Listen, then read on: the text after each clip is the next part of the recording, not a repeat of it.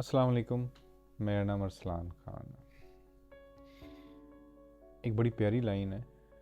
Line ये थी कि जो खौफ है, जो फियर है, वो बेसिकली हेल, जहन्नुम का दरवाज़ा है। और इसी तरह जो प्यार है, जो मोहब्बत है, वो स्वर्ग, हेवन, जन्नत का दरवाज़ा है। और बिल्कुल ट्रू है। जितने भी लोग स्पेशली जो एंजाइटी डिसऑर्डर का शिकार हैं, उनसे ज़्यादा कोई भी नहीं ये जान सकता कि ये कितनी बड़ी जहन्नुम है। तो आज इससे कहते हैं काउंटर करने के लिए एक छोटी सी ना बड़ी कुछ एक बड़ी पर्सनल सी स्टोरी है, वो आप लोगों के साथ शेयर करता हूँ और फिर उसको एक्सप्लेन करते हैं कि आप लोगों का किसी भी हार्डशिप से, किसी भी किस्म के फियर से निपटने के लिए जो है ना एक बड़ा पर्टिकुलर एक चीज़ आपके लिए रिक्वायर्ड होती है। और वो होता है कि आपका करेक्टर किस तरह डेवलप हुआ है, आपने किस तरह अपने अपने किसी करेक्टर के ऊपर वर्क किया। स्टोरी तो नहीं है खैर, बड़ी पेनफुल मेरी मेमोरी है, बट उसके अंदर एक बड़ा आप लोगों के लिए एक मैसेज होगा कि मेरे वालिद साहब थे, जब वो कहते हैं उनकी बिल्कुल लास्ट स्टेजेस चल रहे थे कैंसर, तो वो हर वक्त की अल्लाह सबको इस बीमारी से दूर रखे, हर वक्त की पेन थी, उनके ऊपर पेन किलर्स काम नहीं थे कर रहे। तो उन पेन के वो जो मुझे पीरियड्स आते थे ना, उसके अंदर कुछ पीरियड होता था ठीक हो जाते थे, फिर एकदम शदीद पेन और सब कुछ। तो मुझे याद है कि इस सब के अंदर वो कर कर के ना तो थोड़ा सा ना मेंटली डाउन होना शुरू हो गए थे। वो खाना पीना उन्होंने बिल्कुल छोड़ दिया था कि बस ख़त्म है ज़िंदगी, इसका कोई फ़ायदा नहीं है खाने इन सब चीज़ों का। जिस तरह हम कहते हैं एंजाइटी डिसऑर्डर में भी हो जाते हैं, बिल्कुल खाना पीना छोड़ देते हैं, कोई फ़ायदा नहीं है इसका। तो मोराल इतने डाउन हो जाते हैं और मतलब उनको मुझे ज़बरदस्ती इस तरह खिलाना पड़ता था कि खाओ अब्बू जी, नहीं तो मैंने अम्मी को बताना है या और वो अम्मी का इतना करते थे, उनको कहा नहीं उन्होंने दसना, तो ठीक है मैं खा लेंगे तो सॉरी। तो मुझे ना एक वाक़या इस तरह याद है कि मेरे कज़न थे, उनका एक दोस्त मिलने आया, क्योंकि अब्बू जो थे वो आप कह सकते हो कि बड़ी स्ट्रॉन्ग पर्सनैलिटी के मालिक थे पूरी लाइफ में, बड़े दबंग किस्म के इंसान थे। वो लाइफ को बड़ा ना जॉयफुली लेते थे और चीज़ों को सीरियस नहीं थे लेते। राइटर थे, इंटेलेक्चुअल किस्म के बंदे थे, तो लोग उनको बड़ा एडमायर भी करते थे। जितने भी सराउंडिंग में उनसे जितने भी लोगों ने हमेशा मिला, उनको बड़ा एडमायर करते थे। तो इसी तरह मेरे कज़न, उनके कहते हैं वो अपने किसी दोस्त को मिलवाने लेके आया अब्बू से, तो उसने आके एक वर्ड बोला कि क्योंकि वो खुद भी मेडिकल से था, उसने कहा कि कहते हैं यूजुअली इस स्टेज के ऊपर जिस पे आप हैं, इतनी बीमारी हो सब कुछ, तो लोग ना अपनी सैनिटी कायम नहीं रख पाते। तो मैं बड़ा इम्प्रेस हूँ आपको देख के। मैंने बड़ा सुना था कि आप जो है ना बड़े लिविंग किस्म के बंदे हैं, तो मुझे बड़ी खुशी हुई आपसे मिल के। उसने इस तरह की बातें की ना। अच्छा, जैसे ही वो गए हैं ना, उसके बाद अब्बा जी जो इस तरह जिस तरह अपने पैरों पे दोबारा नहीं आया था बंदा, वो सिर्फ रीअश्योरेंस उस चीज़ की कि हाँ मैं तो इस किस्म का बंदा था, मैं तो इस किस्म का बंदा हूँ, मेरा तो ये किस्म का करेक्टर है, मैं इतना ये वो डाउन किस तरह हो गया। और उनके जो अगले काफ़ी दिन थे, वो बड़ा उसके अंदर जो है ना वो ऐसा जो है जैसा दोबारा कोई इंजेक्शन लग जाता है, बड़ा कायम दायम हो जाता है बंदा, खाना पीना भी शुरू कर दिया और सारा कुछ, सिर्फ छोटी सी इस बात में कि उनको रियलाइज़ करवाया कि आप हो कौन ना। तो हमें भी बेसिकली सबसे पहले तो एक करेक्टर डेवलप करना होता है। जिस तरह हम अक्सर देखते हैं, हम कोई मूवी देख लेते हैं तो उसके अंदर बड़ा कोई दबंग किस्म का कोई करेक्टर होता है ना, तो हम वही बन के फिरते रहते थे।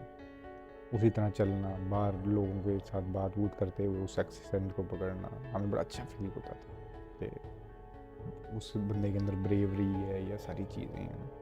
अभी वो मीम अक्सर चलते हैं, मुझे बड़ा पसंद है गेम ऑफ थ्रोन्स, जो जिन लोगों ने सीज़न देखा है, उसमें वो एक सीन है ना, सामने से वो आर्मी आ रही है घोड़ों के ऊपर और जॉन स्नो अकेला खड़ा होता है इस तरह तलवार निकाल के। तो इस तरह की चीज़ें बड़ी इंस्पायर करती हैं, और ये यही चीज़ें आपको अपने अंदर क्रिएट भी करनी होती हैं। ये एक दिन में आ नहीं जाती, आपको एक करेक्टर डेवलप करना पड़ता है, ठीक है। किसी को कोई ऐसी चीज़ करने के लिए आमादा करना हो ना अपने ब्रेन को, तो उसको एक करेक्टर के अंदर ढलना पड़ता है। आप जब बार बार कहते हो ना मुझे बहुत डर लगता है, मैं तो हूँ ही ऐसा, मैं तो ऐसा हूँ, आप अपने आप को उस करेक्टर के अंदर बेसिकली ढाल रहे हो, आप सरेंडर कर रहे हो, और फिर आप उसी के अंदर ही रहते हो। आप हर वक्त आपको लगेगा कि मैं तो हूँ ही बड़ा डरपोक किस्म का बंदा, मैं तो ये कर ही नहीं पाऊंगा, मेरे से तो होगा ही नहीं। इसका अल्टरनेट जब आप करेक्टर डेवलप करना शुरू करते हो ना, कि मुझे मैं कर सकता हूँ, ऐसे ही होता है, ऐसे ही होता है, ऐसी की तैसी, आगे जो कुछ मर्जी हो जाएगा मैं देख लूँगा। हमारी लाइफ के अंदर हम कई पॉलिटिशियंस को देखते हैं, कोई लोगों को देखते हैं, कोई कहते हैं स्पोर्ट्स में लोगों को देखते हैं जो बड़े दबंग किस्म के होते हैं ना, उन्होंने एक अपना एक पर्सोना बनाया हुआ है, एक अपना करेक्टर बनाया, वो उसी के अंदर रहते हैं, और वो ही चीज़ उनको स्ट्रेंथ दे रही होती है। तो आपने अपने साथ अब आइंदा से इस तरह की कम्युनिकेशन नहीं करनी, और यार मुझे तो बहुत डर लगता है, मैं तो ऐसे नहीं हो सकता, मैं तो वैसे नहीं हो सकता। एक करेक्टर डिटरमाइन करो कि मुझे इस तरह का बनना है, और बस थोड़ा अरसा आप उस तरह रहना शुरू करो, आपको उसके अंदर मज़ा आना शुरू हो जाएगा। और आप जब देखोगे ना, और आप बार बार रियलाइज़ करोगे no that's the person I am, ठीक है, तो आप लिटरली आपकी देखोगे कितना बड़ा ट्रांसफॉर्म होना शुरू हो जाता है। बात ख़त्म करते हुए ना, एक बड़ा इंटरेस्टिंग करेक्टर था फिलोसफी में, तो वो सैनिक था। सैनिक क्या होते थे कि फ़िलोसफी की, जिस तरह मैंने कहा ना कि बड़ी शाखाएं होती हैं, मैं स्टोइक्स को बहुत ज़्यादा कहते हैं कोड करता रहता हूँ यहाँ पे। मार्कस ऑरेलियस हो गया, ज़ीनो वगैरह हो गए, तो क्रेटस हो गया था, जिस तरह इसी तरह ना ये सैनिक होते थे, ये उनसे भी ज़्यादा खर दिमाग होते थे। ये तो स्टोइक्स तो मलंग होते ही थे ना, ये मलंगों का भी नेक्स्ट लेवल था। ये जो है ना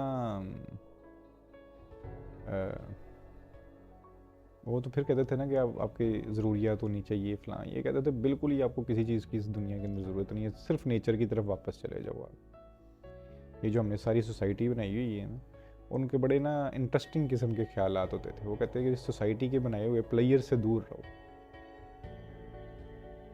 तो वो इसकी जो जो जो कुछ भी हमने इंसानियत ने ड्रामा ढकोसला शुरू किया वो ना, इसको नहीं थे मानते वो ना, बट वो इस एक्सट्रीम पे चले जाते थे कि जिस तरह उनका एक बहुत सबसे मशहूर जो था वो डायग्नेस था, तो वो बगैर कपड़ों के बाज़ारों में निकल जाता होता था, तो कच्चा गोश्त खाना शुरू कर देते थे। तो इस किस्म की हरकतें वो करते रहते थे। तो उसका एक ना बड़ा इंटरेस्टिंग वाक़या है डायग्नेस का। अब क्योंकि उसका एक करैक्टर है, वो उस किस्म का बंदा है और उसके अंदर ही वो मुतमिन रहता है, ठीक है, उसको बाकी चीज़ों की ज़रूरत ही नहीं है, क्योंकि उसका एक पर्टिकुलर करेक्टर है। अब उसके अंदर मैं आपको उसे बताना चाहता हूँ कि वो किस हद तक लोग फिर चले जाते हैं। वो एक जगह बैठा होता है, वही कहते हैं झोंपड़ी सी छोटी सी, तो सिकंदर आज़म उसको मिलने आता है, अलेक्जेंडर द ग्रेट। तो कहता है आके डायग्नेस को कि मैं ना आपके जितने भी विचार हैं ना आपकी जो फिलोसफी से बड़ा मुतासर हूँ, तो आप मुझे बताएं मैं आपके लिए क्या कर सकता हूँ, जो कहेंगे मैं करूँगा। तो डायग्नोसिस से कहता है कि इसका मतलब what ever I will say, जो भी मैं कहूँगा तुम करोगे। बिल्कुल, सिकंदर आज़म, मैं सब कुछ कर सकता हूँ, तो बिल्कुल, और मैं आपसे इम्प्रेस भी बढ़ूँगा, तो आप जो कहोगे मैं वो लाजमी करूँगा, अब बताएं क्या करना है।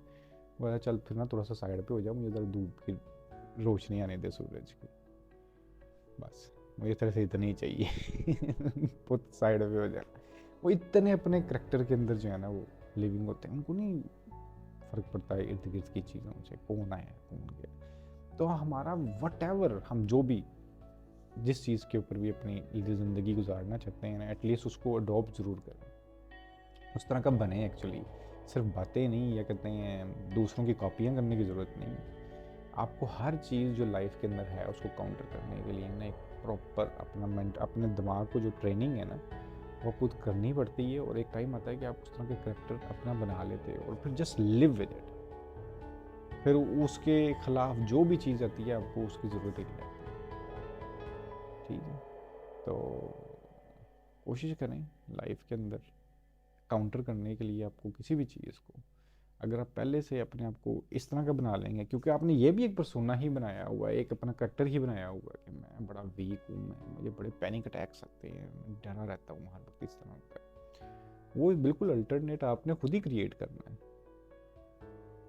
इसको आपने इतना टाइम दिया है इसको बनाने, आपने अपनी गुफ्तगू के अंदर कभी देखोगे कि आप बड़ा रिपीट करोगे इन चीज़ों को कि यार मुझे फलां चीज़ से बड़ा डर लगता है, ऐसे तो नहीं हो जाएगा, वैसे तो नहीं हो जाएगा, बिल्कुल उल्टा करना शुरू कर दो, भाड़ में गया, हो जाएगा तो हो जाएगा। मैं अक्सर जो बात बोलता हूँ, सो वट, जो मैं कहता हूँ कि एक मंत्र है, बस इसको जो है जब भी जाया करो, क्या हो जाएगा, सो वट, मर जाऊँगा, सो वट। तो ये भी बेसिकली एक करेक्टर डेवलपमेंट ही है। और आपको जब इतना केयर फ्री हो जाओगे ना, आपके सामने कोई भी चीज़ आ जाएगी, कोई भी फियरफुल आएगी, है यार ठीक है, सो वट। तो इसके लिए आपको वो डेवलप करना होगा, और जब हो जाता है तो चीज़ें मैटर नहीं करती। ठीक है, और कोशिश करें कि आपकी जो बिल्कुल ओरिजिनल शनाख्त है ना अपने अंदर, उस तक लाजमी पहुँचें, एक प्रॉपर इंसान बनने की कोशिश करें। क्योंकि हमारी सोसाइटी में इस कहते हैं जिस दुनिया के अंदर हम रह रहे हैं, जो हमने बनाई हुई है, यहाँ पे ओरिजिनलिटी बिल्कुल ख़त्म। हम सिर्फ कार्बन कापियाँ बन के फिरते रहते हैं। मेरा सबसे बड़ा मसला जो है, मैं जो प्लीज़ करता हूँ उसके लिए कि आप अपने तक पहुँचो, अपनी असल शनाख्त तक पहुँचो, फिर कोशिश करो कि अपनी ज़िंदगी जो है ना उसके मुताबिक जियो, तो किसी की कॉपी बनने की ज़रूरत नहीं।